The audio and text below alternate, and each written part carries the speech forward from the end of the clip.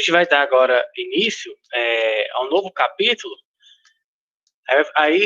Só um detalhe, eu vou conversar com o Fábio como é que vai ser a distribuição, porque ele passando para mim, eu já vou selecionando como é que vocês vão entregar o trabalho, entendeu? Eu sei que quando era por trimestre, uma avaliação não poderia ser acima de 40% da nota trimestral. Marquinhos tinha falado comigo que a ideia era continuar com essa porcentagem. Só que eu não sei agora quanto que vai ser o valor de cada módulo. Então eu vou conversar com o Fábio e depois que ele passar para mim esses valores, eu já vou estar já fazendo a distribuição de pontos, viu? Beleza? Eu tinha pensado em vocês entregarem um único trabalho, mas depois que o Marquinhos falou dessa porcentagem, aí talvez vocês devem entregar 3 trabalhos. Lembrando que a gente já selecionou 3 questões aí, né? Nós vamos fazer o seguinte, ó. Na aula passada, estava faltando essas questões aqui. Se der tempo, a gente resolve ela. Eu vou iniciar essa matéria nova aqui, de retas coplanares. Aí, dependendo do que Fábio falar, aí eu vou incluir...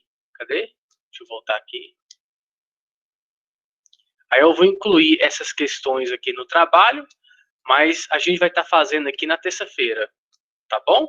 Aí eu vou esperar a resposta de Fábio. Então vamos lá então, ó. A gente vai ver aí, ó, retas coplanares, tá bom? Como eu havia dito, esse material eu deixei hoje lá com a Daiane para ela fazer a impressão. Então o que seria retas coplanares, né? Duas ou mais retas que estão contidas no mesmo plano são chamadas de retas coplanares. Lembrando que se a gente está falando de reta, ela não tem início e nem fim. Então, eu vou pegar minha caneta aqui. Se eu estivesse pegando aqui um segmento de reta, o segmento de reta ele tem início e ele tem fim, ok? Se fosse uma semi-reta, ok? Onde o sentido dela tivesse para a direita, ela tem o início, mas ela não tem fim, tudo bem? E agora, se a gente está falando aqui de reta, ela não tem início, porque ela é ilimitada, tanto no sentido da direita como da esquerda aqui, né? Então, falou coplanares, então elas têm que estar no mesmo plano, ok? Então, eu vou pegar aqui, ó, esse meu caderno. Deixa eu ver se tem outra caneta aqui.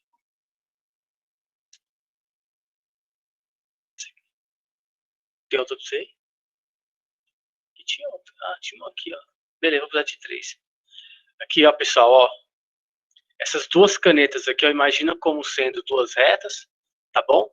E essa reta aqui, ó, se ela tivesse dessa maneira aqui, ó. Essa reta aqui, representada por essa caneta, ela não é coplanar em relação a essas duas. Veja que essas duas retas estão no mesmo plano, em compensação, essa reta aqui não está. Mas essa reta aqui fura o plano. Realmente, ela fura o plano, mas ela não é coplanar. Para ela ser coplanar, ela deveria estar assim, ó. Beleza? Vamos lá, então.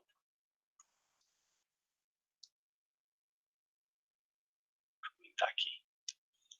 No desenho ao lado, as retas R e ST estão contidas no plano alfa. Por isso, as retas R, S e T são coplanares. Então, para me indicar aqui, ó, representar uma reta, é sempre com letra minúscula, tá bom?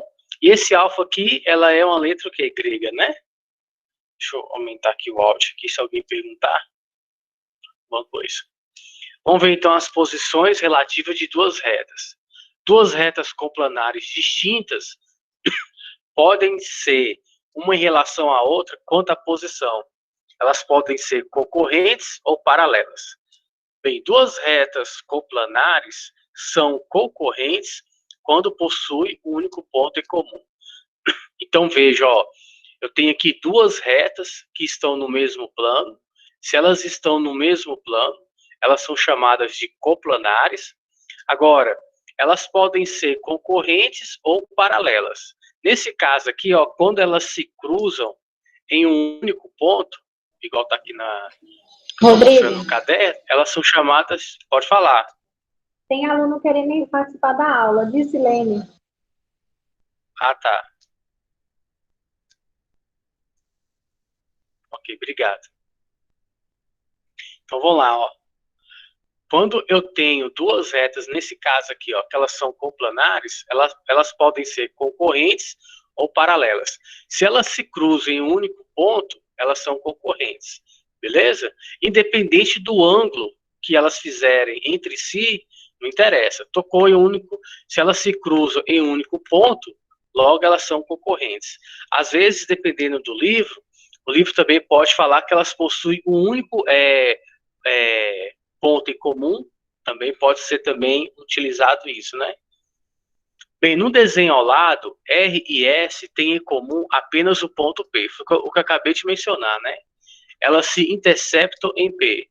Por isso, R e S são concorrentes. Então, ó, utilizar aqui, ó, quer ver? Deixa eu tirar esse negócio aqui, ó. Tem em comum apenas o ponto P. Então, quando falar que duas retas têm apenas um único ponto em comum, ou que elas vão se interceptar em um único ponto, é a mesma coisa de falar que essas retas são concorrentes, tá bom? É isso que ele está querendo dizer. Agora, duas retas complanares são paralelas quando não tem nenhum ponto em comum. Então, essa aqui é bem tranquila, né? Veja que ambas são coplanares, logo estão no mesmo plano. Agora eu pergunto aqui, ó, se você olhar na reta R e na reta S, você nota que não existe nenhum ponto em comum entre elas. Logo elas são paralelas, tá bom? Agora um detalhe aqui, ó, que se você voltar no início, fala duas retas coplanares distintas. Podem ser. Então, se eu tenho duas retas paralelas distintas, elas podem ser concorrentes ou elas podem ser paralelas aqui, né? Só que só tem um porém.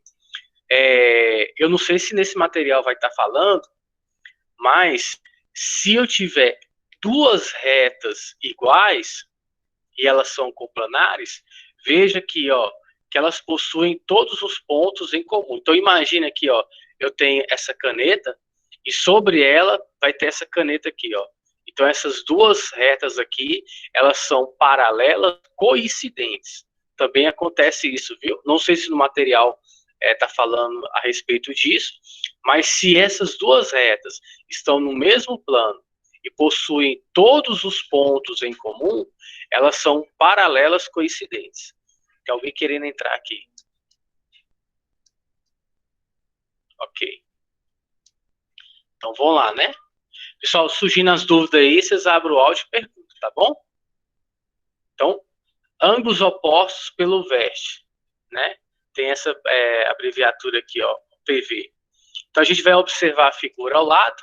A gente tem as retas AB, então, ó, a reta B e a reta CD, elas são concorrentes.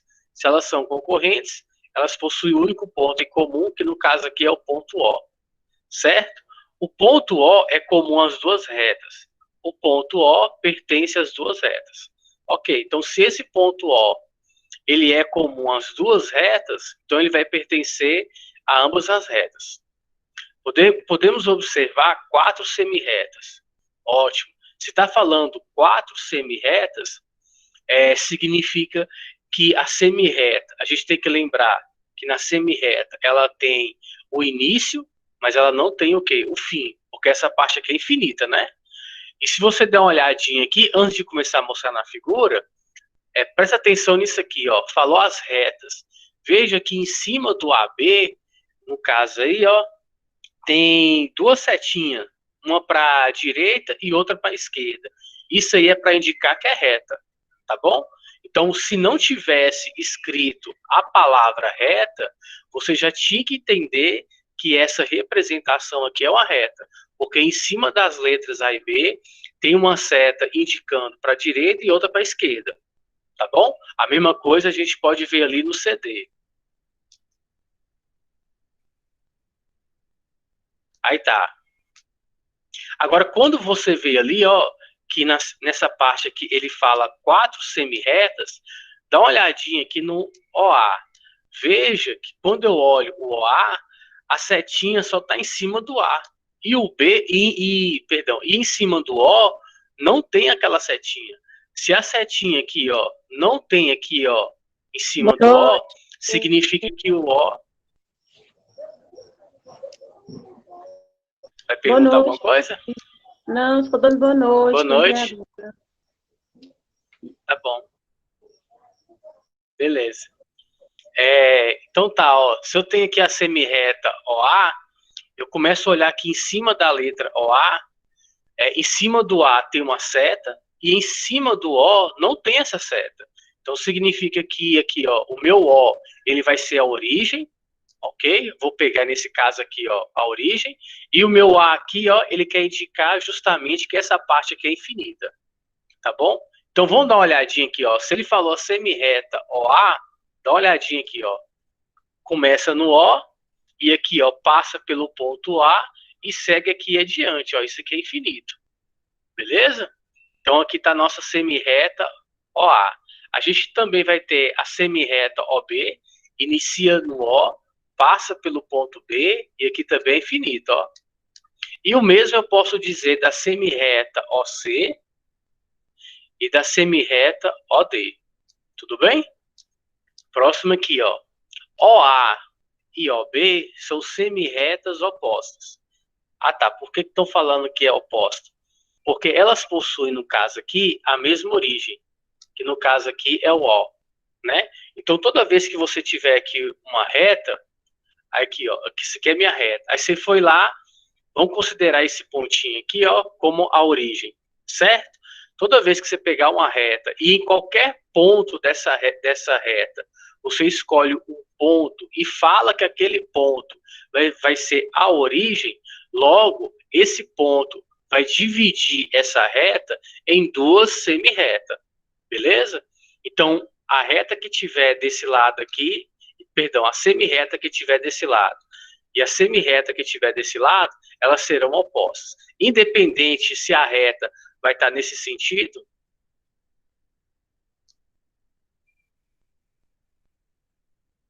independente se a reta vai estar nesse sentido, assim, se ela vai estar assim, se ela vai estar assim, não interessa, ok? Você pega qualquer ponto da reta e chama aquele ponto de origem, automaticamente aquele ponto divide a reta em duas semi-retas. E essas semi-retas, elas serão opostas, ok? A mesma coisa eu posso também estar falando da semi-reta OC e OD, que também são opostas. Ó, a semirreta OC é a oposta da semirreta OD. Beleza? O que mais é que podemos falar? Podemos notar ainda quatro ângulos. Então veja aqui, ó, essa figura aqui está melhor. Quando eu tenho aqui duas retas se cruzando, elas vão formar quatro ângulos. Vai ter justamente esse ângulo aqui, esse ângulo aqui, esse ângulo aqui e o ângulo aqui de baixo aqui, ó. Tá bom? É o que está mostrando aí na figura aí. Ok? Quatro ângulos. Vamos destacar os ângulos AOC e BOD. Então, cadê esse ângulo aí, ó? AOC, então, ó, AOC. Então, ele está falando esse ângulo aqui. E ele está falando quem? BOD. Então, BOD. Então, aqui ele colocou de uma cor diferente, né? Acho que é um verde ali. Neles, meu sinal aqui, eu vou interromper rapidinho aqui, viu?